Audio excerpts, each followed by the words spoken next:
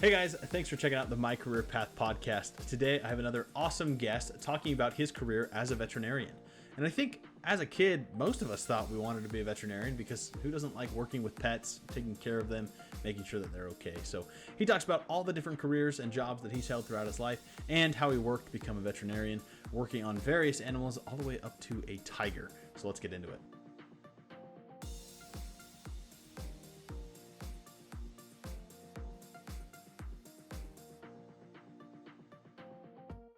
All right, everybody, welcome to the My Career Path podcast. I have another very special guest with me today, Richard Reeves. Rich, how are you doing? Good. How are you? I'm doing well. I'm glad to have you on the show to talk about your life and your career. Yeah, it's good to be here. I have a career that a lot of people say they want to do when they get older. That's and right. I made it. Yours is So, one of the most popular careers for kids and whatnot to say that they want to be when they grow up. So yeah. go ahead and tell everybody what your career is. What do you do? So I'm a veterinarian. I've kind of wanted to, from the time I was a little kid, like you mentioned, wanted to be a veterinarian. I've always been interested and kind of fascinated with animals. And so it was something that I kind of always had in the back of my mind, kind of thought about a few different careers, but ended up pursuing this, and here I am. How long have you been a veterinarian? So I graduated from veterinary school in 2009. So I'm coming up on 15 years now, and Wow. it's been a really great career. It's been exciting, unpredictable, and really rewarding.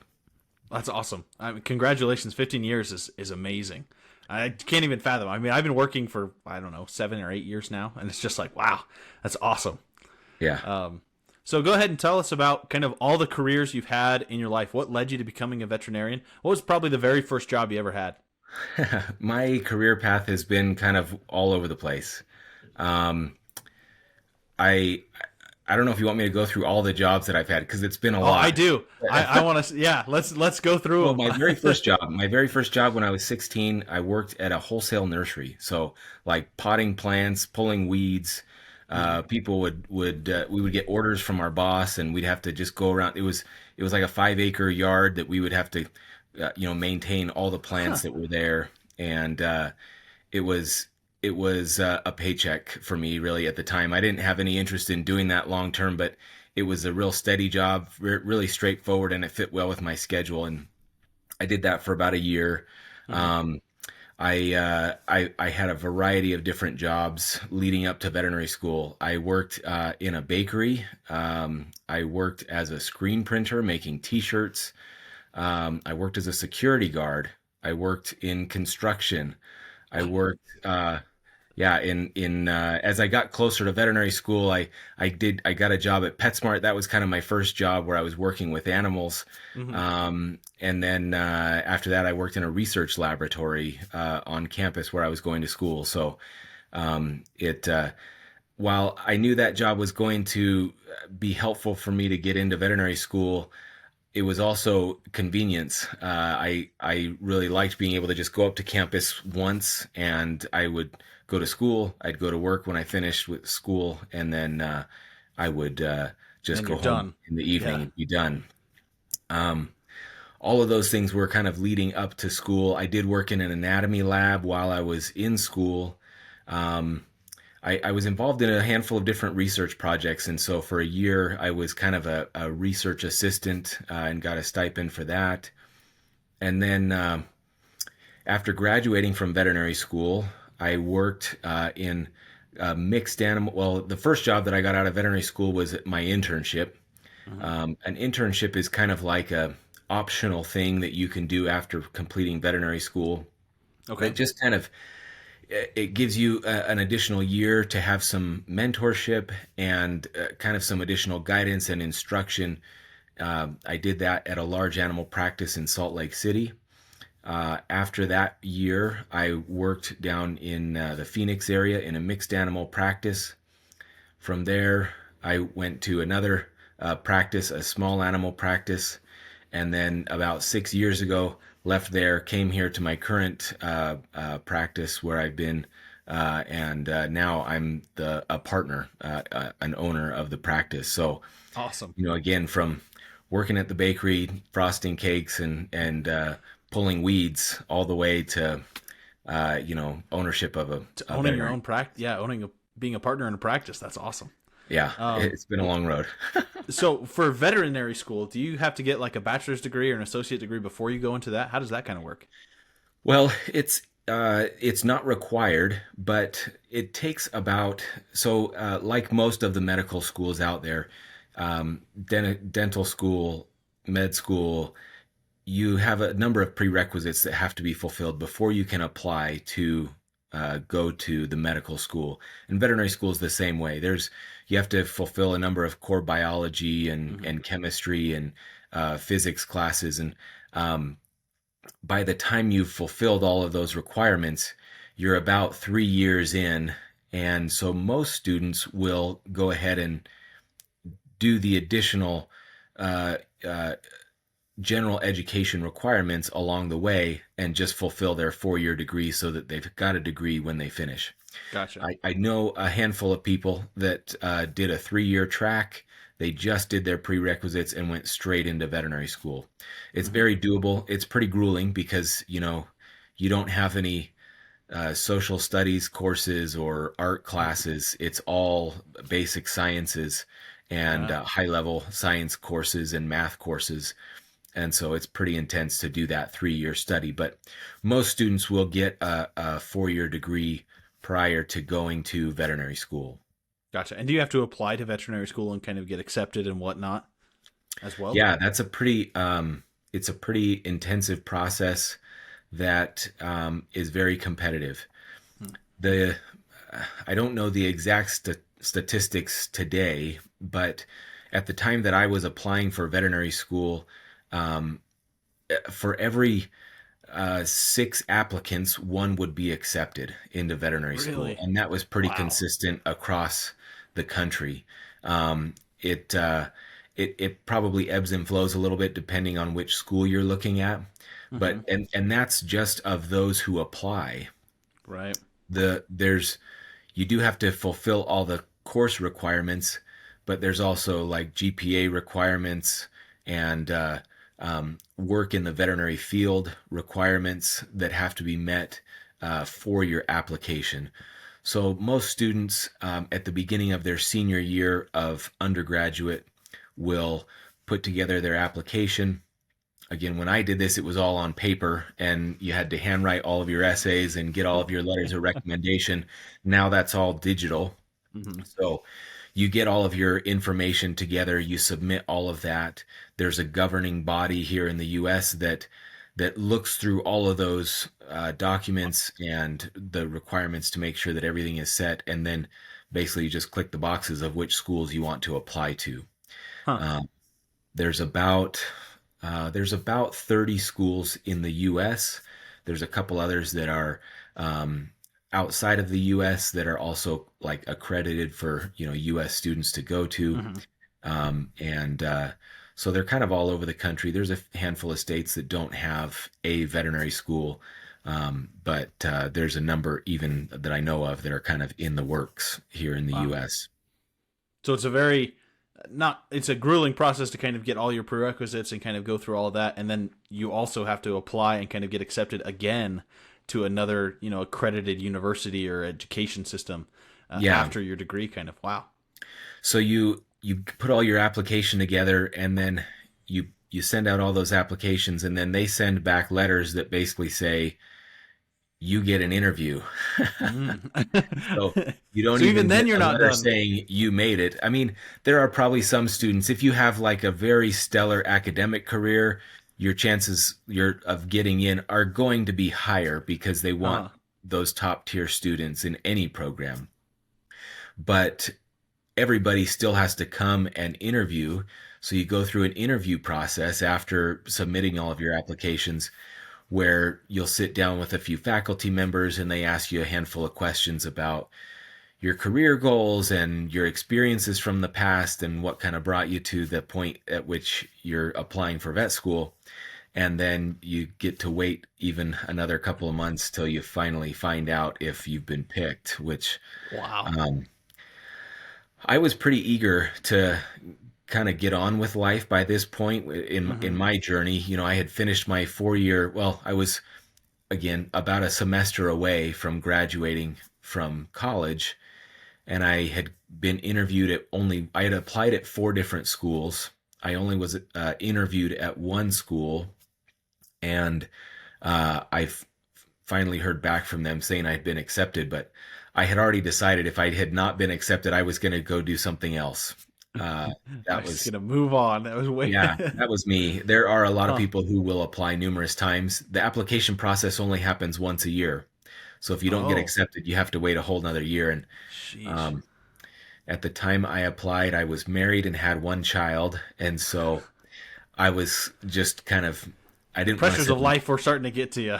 Yeah, I didn't want to sit around much longer, so I was pretty eager to start doing something with my life other than Wow. school. Yeah, that's a lot that kind of goes into that. What do you think has been the biggest influence in you deciding to become a veterinarian? That's a really good question. When I was a kid, one of my parents' good friends was a veterinarian.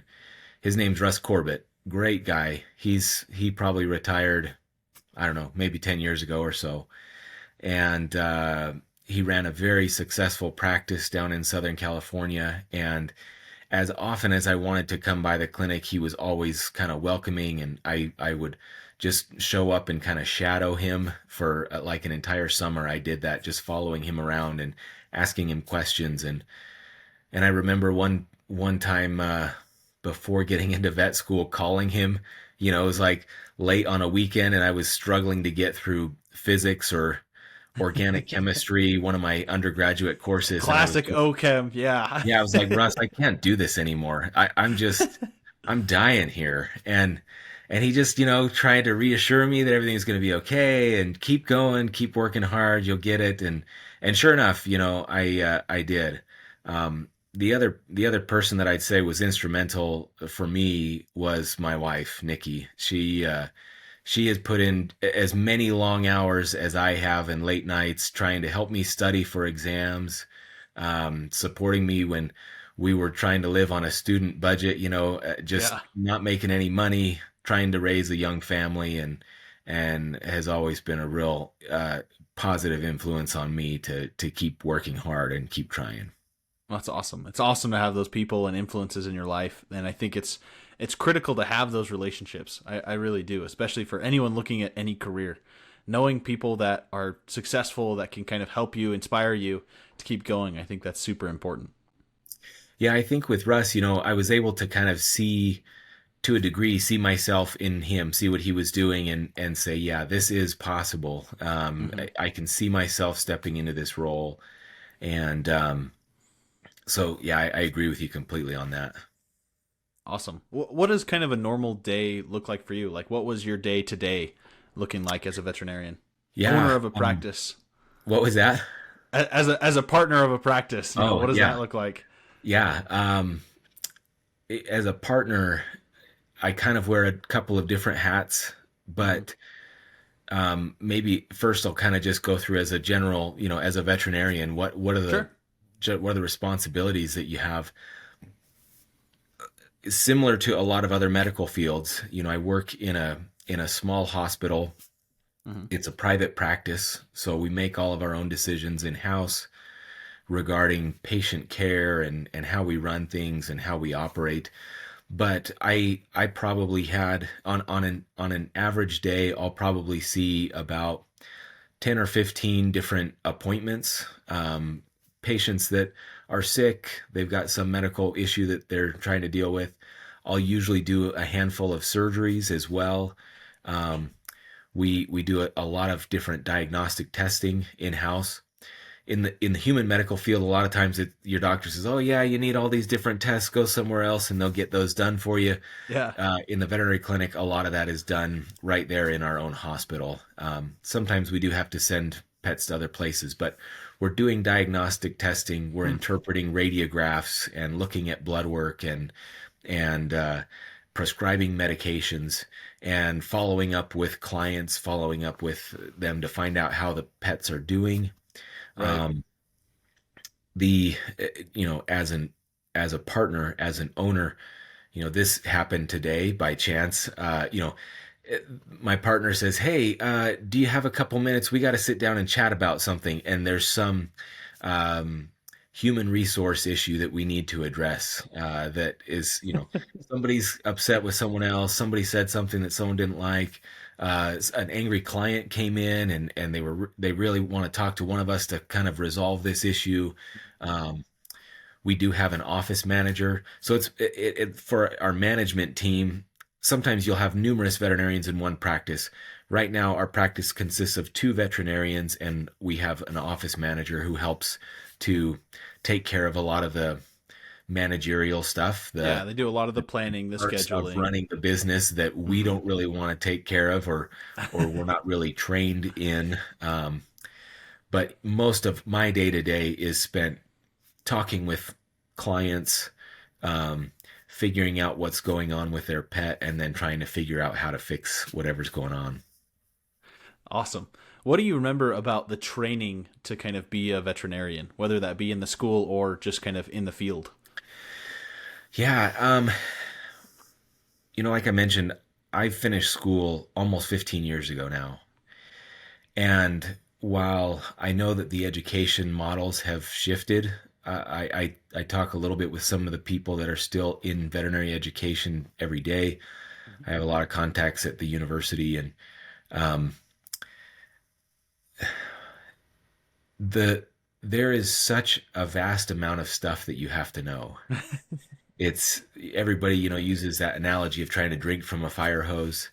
Um, there is so much stuff to try and know.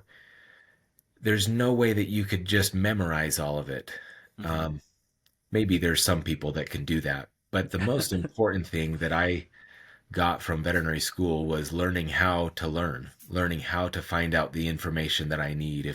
If there's a test that I need to run, I might not know exactly what test that is, but if I know how to get that information, I can start investigating how to test for it. If Hmm. there's something that I um, don't know about kidney function, I know where to go to find that information. If there's something that I don't know about a certain drug that needs to be prescribed, I can go find that information. And so um, it's it's kind of a lifelong learning process, and it starts when you're in veterinary school. As an undergraduate, for the most part, you're going to be going to a lecture in a variety of different subjects, trying to absorb as much information as you can, and then on your tests, repeating back to the professor to show that you've understood the concepts. Once you're in veterinary school, there is still some of that, but a lot more of it is problem based learning, where you're faced with a set of challenges and you have to figure out how to get the answer that you need. Um, so a lot of it, what I remember most from my veterinary education was a lot of long days and nights, but trying to figure out how to learn all the information that I needed to know, and learn how to find answers when I didn't know the answer to those questions. Well, and I think that's such a critical skill to have, and it honestly kind of gives me a little bit of hope, because as a college student and kind of graduating and whatnot, you kind of go, man, do I have to know all of these things? Like, do I have to have this all memorized? And Yeah. the short answer is no, but the longer answer is you need to be able to identify what you need to know and how to find that answer. Whether it be if someone else has documented it or if you know certain processes that'll get you to that answer. I think that's very, very hopeful for a lot of students going, I have to memorize all of this. There's just too much. Whether it be for medical or accounting or any degree, really, there's a lot of it that comes from, learning how to learn, learning how to be adaptable. Yeah. Being adaptable, being flexible. I remember like I mentioned, I did an internship after I finished my veterinary degree. And that was another crucial part of my education because, Hmm. again, I had a number of mentors who were kind of right there working alongside me on certain cases. And I was fortunate. I felt like I was very well trained, and the people that I worked with gave me a lot of leeway to do things by myself. But there was a lot of things that I was still doing in concert with another veterinarian who had been practicing for 25 years. Right. And so finding a good mentor is probably the other thing that I would say really kind of began around the time that I was coming out of veterinary school. Um, for many, many years in the veterinary field, it was kind of expected that you kind of like pay your dues and in quotations, pay your dues, go get yourself in trouble and figure out on your own how to solve the problem. Right. And then once you've gone through that, we'll kind of accept you into the club and and treat you like a peer or an equal. Mhm. And that has changed so dramatically, so much more so now. The veterinary educators, especially, are recognizing, and the veterinary students come out of school saying, I want someone who's going to help me launch into this career and not just drag me through the coals of the fire. Yeah. Um, and so that's an interesting part of that education that really comes once you're out of veterinary school. Hmm. You do have to learn a whole lot of basics, and then you get into practice and you start kind of funneling down all of the stuff that you've had to try and learn over the last 4 years into the practical application of all those principles. Right. Um, I had somebody ask me the other day about, you know, what are you thinking about when you're in the exam room and a pet has a certain problem? This was a student that was visiting our practice and shadowing. Mhm. And and I said, you know, the reality is I'm thinking about at least five different things. I'm thinking about the history of the pet, everything that I know about the pet leading up to this point. I'm thinking about all the things that the owner has just described to me that the pet's doing, that might be out of the ordinary. I'm thinking about what potential tests we need to be running. I'm thinking about what time of day it is and how we can get these tests done and run efficiently so that we can get into our next appointment. And there might be a few other things that I'm also thinking about at the same time, trying to figure out, okay, what is the best way that we can provide the best medical care for this patient? And again, it's like funnel all of that stuff down into a succinct conversation with an owner Right. to to move forward with the case. And and as a young veterinary graduate, that takes time to learn how to do that and be able to filter out things that are not important details and hone in on those important details. And that somewhat just comes from doing it, but that's probably similar in many careers. You get out, you're actually doing it, and you go, okay, this really applies, this is important, Mhm. I got to focus on this. Yeah, and I think a lot of the times people learn the jobs by doing the job, and kind of Mhm. going back to what you said earlier, where in the later stages of veterinary school and school in general, where you have a lot more of here is the problem, go find the solution, and it doesn't Yeah. mean that there's a set way to get there, but you need to be able to kind of figure that out, work through it, and be able to walk people through it, because I'm sure, especially in your line of work, when the owners come in, I mean, they're scared just as much as the pet is, I'm sure, and you having to kind of calm them down or walk through whatever problem may be. It's definitely a skill I think you have to learn. Yeah, it that is a big skill. The client communication is probably one of the most important things of what I do. Hmm. Um, I could be the best doctor in the world. I could be the best at diagnosing things. I could be the best at doing surgery. But if I can't describe to the pet's owner why I want to do the things that I want to do, they'll never come back, or they'll Yeah. never agree to the treatment, because they don't understand what's going on with the pet. And so that was something that was interesting. I remember from veterinary school, um, early in the period that I was in vet school, we were having a discussion with the entire class, and the question was something along the lines of like, what brought you here to this Hmm. point? And so many people said, I just love animals, and I knew I had to work with animals, and so I had to become a vet. And while I had a part of that as well, um, after having practiced for 15 years, while I still enjoy working with animals and I still fascinated with the different nuances and things that we see, um, one of the most rewarding parts of what I do is the connections with people, the relationships that I have formed with people surrounding the care of their pets. Hmm. And so I've become a much better communicator over the years. Yeah. And that's again probably the most rewarding part of my career. The pets come and they go. Their lifespans are not near as long as ours, but I Right. might have one owner who comes in with a half dozen different patients during the time that I have them as a client. And so being able to talk with and get along with people is a critical part of what we do. Yeah. Well, and I think also it's people are what make careers careers. I mean, whatever you're going into, whatever you're going to do, you're going to have to be able to interact with people because that's the only way you're going to have a career is whether you're doing something, either making something or doing something for people.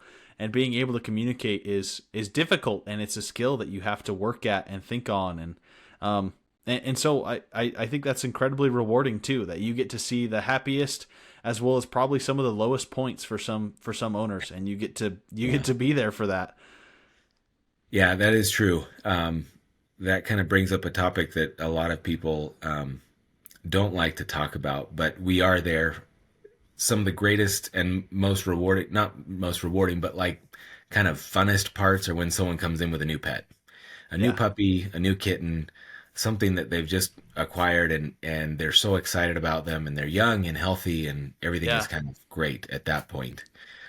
We're also there at the very end when pets get older and their quality of life is declining and that is definitely I think the hardest part of my job. Um, it's having to put animals down is one of the things that drives a lot of people away from veterinary medicine. Um, I have found it to be a um, very unique experience, and it's different with every person that comes in and every pet that ends up having to be put down. In in every case that I can think of, there are probably some examples that don't fit this uh, description. But in every case that I have experienced, this has been a situation where we know that this pet is suffering. mhm, And to be able to relieve that suffering is important. It's important yeah, for the pet, and it's also important for the owner to know that this pet who they love and care for is not having to suffer. They call it the bitter end for a reason. It's yeah, it's pretty terrible for some pets as they get older and they have numerous problems kind of piled on top of each other, and so it's a very it provides so much closure for people, and right, as difficult as that is, and as many people that are crying, and as many times as I've been in an exam room crying with an owner, uh, I probably have more people who bring cookies by the office to thank our staff after that has occurred than at any other time in their pet's life. And it's because we've been able to help provide an environment where that process has been as comfortable as it can be. yeah, And it's as hard as that is also another somewhat rewarding part of my career that I am there to kind of help people get through that really difficult decision and difficult point in their pet's life. yeah. And I imagine that's it's a roller coaster of emotions, you know, and I Yeah. don't know if I'll ever have to do that for anybody, but I remember when our dog passed away, and it's hard, it's tough, but it's also, you know, to have people like you and people who will look out for them and take care of them the best they can, but also have the honesty to say, you know what, it's time, and to kind of work through that. So I really appreciate people who do that. I mean, it's the same with medical doctors for human doctors as well, where there's both sides. So I appreciate you sharing that. Yeah. Yeah, not a problem. What do you think is probably the best advice you could give to someone looking to become a veterinarian? Yeah, that's a good question too. The best advice, your studies, there is so much that goes into preparing to go to veterinary school. Um, Academically, you do have to have good grades. And so, really applying yourself in the basic science courses, biology, chemistry, mathematics, all of those are, again, kind of the foundation for you to be able to get into veterinary school and really understand the concepts. And so, both during high school and during your undergraduate years, really applying yourself and trying to learn those concepts is critical. Um, Getting experience in the veterinary field is always going to be helpful. Um, Sometimes that is your cue, or you recognize that this career is not for you. Right. and That and might be your sign to like, all right. excuse me. Um, yeah, we have a lot of students that come to our hospital and volunteer for us, and there have been a handful that they come and they've been with us for a day and they kind of go, you know what, I'm really grateful that you let me come, but I know that this is not for me, and that's Yeah. okay. Um, so asking for those opportunities as you get a little bit older. You typically have to be about 18 to volunteer in a medical clinic of any kind. There might be some caveats to that or some exceptions, but Right. um, but volunteering, shadowing, following the doctor around, kind of seeing what their day is like. Um, there was something else that came to mind, and now it's kind of slipped my mind. Um, oh, I can't think of it now. That's Maybe it'll fine. come to me Maybe later. it'll come back later. Yeah. Yeah. Well, that's great. I think just making sure that you're getting experience, and I think trying it out. I think a lot of people look at veterinary and becoming a veterinarian as a very good career, as a potential career where you get to work with pets and people and enjoy that. And so I think figuring that out is a great idea. What do you think? What are the traits that stand out to you in the people that you work with? So if someone were to apply to your practice, what's something that would stand out to you that would make you go, okay, maybe I want to hire this person?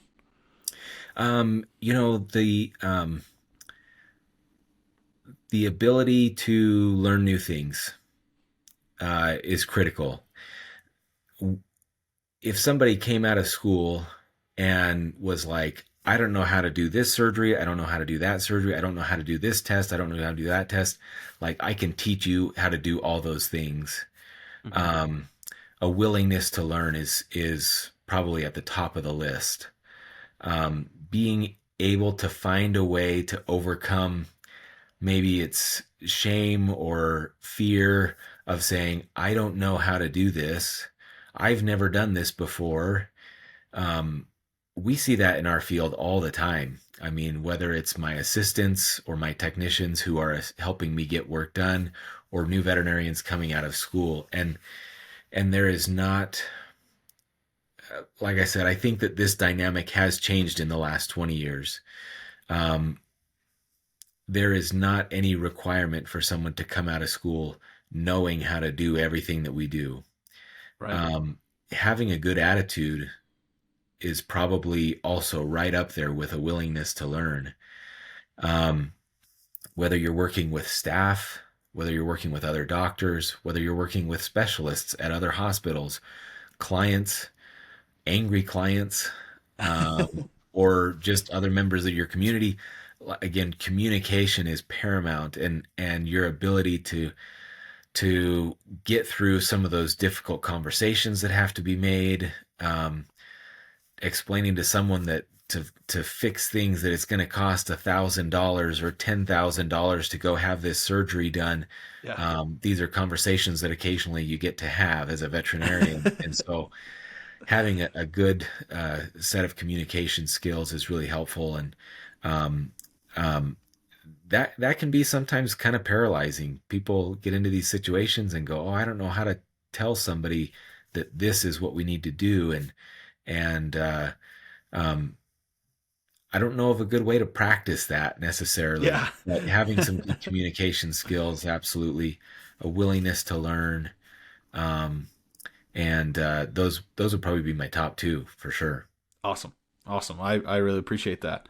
Yeah, Um, I really appreciate you coming on the show to talk about your experiences, to share what it's like to be a veterinarian.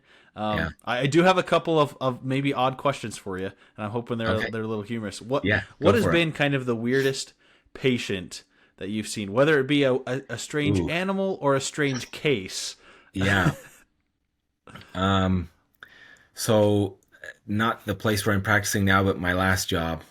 Uh, I was working at a hospital that was right next door to a large equestrian facility. So it was like a big riding arena, and they'd have Okay. rodeos there and all sorts of different things. And our clinic was about a quarter mile from this place. Not even that, maybe an eighth of a mile. It was Uh really huh. quite close. We're just going about our day like normal, and a guy walks in through the front door and says, "Hey, could you guys look at a tiger for me?" And all of us were kind of like, "Is this guy? Is he just talking about a really angry cat? Like, what is going on here?" Yeah. But sure enough, there was a traveling circus that was next door at the riding arena, That's awesome. and this tiger had been on the road for about 3 or 4 months, and it was really sick. It had a really bad skin condition, Okay. and our hospital was set up that we kind of had an area in the back that we could literally pull a truck into the back of the hospital. So we knew we could get the tiger inside. He had kind of a cage that they would travel in, that he it was on wheels, and he could bring the tiger over. But I mean, my boss, the first thing out of his mouth was absolutely not, no way, he's going to have to go somewhere else. And I said, wait, before you, because the receptionist, of course, had come back, like eyes, almost going to pop out of her head, like, this guy wants to bring like an actual tiger in the hospital. But um, I just said, when's the next time someone's going to ask you if you want to look at their tiger? Like, we can at least look at it, right? I Yeah, mean, there's exactly. nothing, We can we, at least give it a we chance. can at least look at it. Uh, as a veterinarian, when you graduate from veterinary school, you can go on to pursue a specialty in zoo animal medicine if you wanted, or exotic animal medicine. But there is nothing that keeps you from seeing any patient for any reason. And Really? so with my veterinary license, I was totally within the scope of reason for me to say, yeah, bring the tiger over, let me take a look at it and see what we can do. And so sure enough, that's what we did. We had him bring this tiger over, and we had to restrain the tiger, which was interesting. Oh, I'm Those sure. circus animals, you kind of think, oh yeah, they're just like they're real friendly cats, but they are not. They are wild animals, and they behave for the trainer, and that's about it. Oh, We had jeez. to very cautiously get a blood sample and send it out for some testing, and we ended up treating the tiger for a couple of weeks, and it did actually make a full recovery. We kept in touch with the guy because he went back to the Midwest somewhere where they were from, and Yeah, and it was a really kind of a crazy case. That's like a once that's in a cool. lifetime kind of a case. Yeah, that's Someone's going to cool. come in and ask me if I want to look at their tiger. But we have people call all the time. We're a small animal hospital, so we primarily see dogs and cats. Mhm. But we have people come in all the time with snakes and lizards and birds and all sorts of other pets that they've acquired, and now they're sick, and they want to see if there's something we can do to help. Wow. Um, yeah, I've had a variety of odd cases, lots of broken bones, lots of skin disease, lots of diarrhea. Um, it's it's interesting. I feel like over my career, that's been there's kind of like a core expectation of different cases that I'll see in any given week. And then there's always something that comes up that's like, oh, I didn't expect this. Yeah. Somebody schedules appointment for their dog named Jerry, and they show up and it's a goat, and it only has 3 legs. And Yeah, you're just naturally. thinking, how did we get this far and we didn't know this was a goat? Yeah. But yeah, it's just things like that That's pop up awesome. every once in a while, and So it's been a really fun career. We do continuing education all the time. So every year we're required to do some continuing education. And so we go to conferences and learn about the most recent advances in veterinary medicine and veterinary care. And Wow, that's so cool. it kind of helps keep you up to date on the new things that are going on and network with other students, or not students, Yeah. other And other professionals, veterinarians and other other doctors and things veterinarians. like And that. Yeah. yeah, So there you have it, guys. I hope you enjoyed this episode. I hope you're able to learn something about Rich's career, about his time as a veterinarian, all the schooling, all the hard work that kind of went into it, and hopefully you laughed about the different experiences that he's had along his journey, but also realizing that being a vet is really hard work. If you did like this episode, make sure to leave a like and subscribe, and let me know what careers you guys are interested in. I'd love to get people on the show to talk about their careers, how they got to the spot they were at, to hopefully help you figure out what you want to do. Until next time, I'll catch you guys later.